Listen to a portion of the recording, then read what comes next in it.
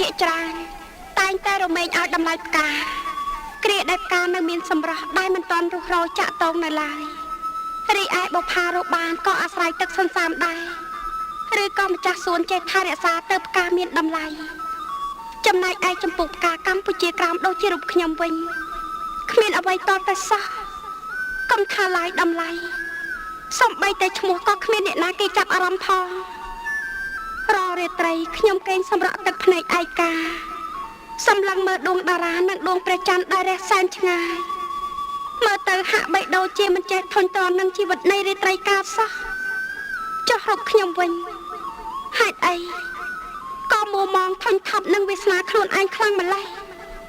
ព្រះអើយខ្វះអ្វីពូជផ្កាល្អល្អរាប់មិនអស់ហេតុអ្វីក៏ខ្ញុំមិនទៅកើតមិនបានជាមកកើតផ្កាកម្ពុជាក្រោមដែលគ្មានអ្នកណាគេរាប់រងឲ្យតម្លៃសោះបែបហ្នឹងកន្លងមកនេះខ្ញុំប្រឹងប្រែងត្រដររស់ចាំងវេទនាក្រំគ្រាត្រំប្រឈមមុខនឹងទុក្ខលំបាកគ្រប់បែបយ៉ាងព្រោះម្ចាស់សួនយល់ថាផ្កាត្រកូលព្រៃគ្មានតម្លៃ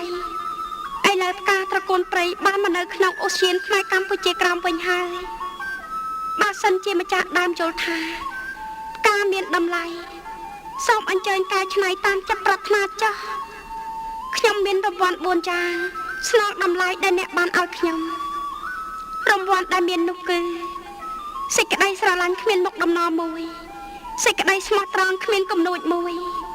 ការលះបង់ដោយគ្មានទាមទារសំណងអ្វីទាំងអស់នោះមួយហើយនឹងរង្វាន់ចុងក្រោយបង្អស់គេមួយទៀតនោះគឺសន្យាថានឹងមិនទៅណាចោលអ្នកជារៀងរហូត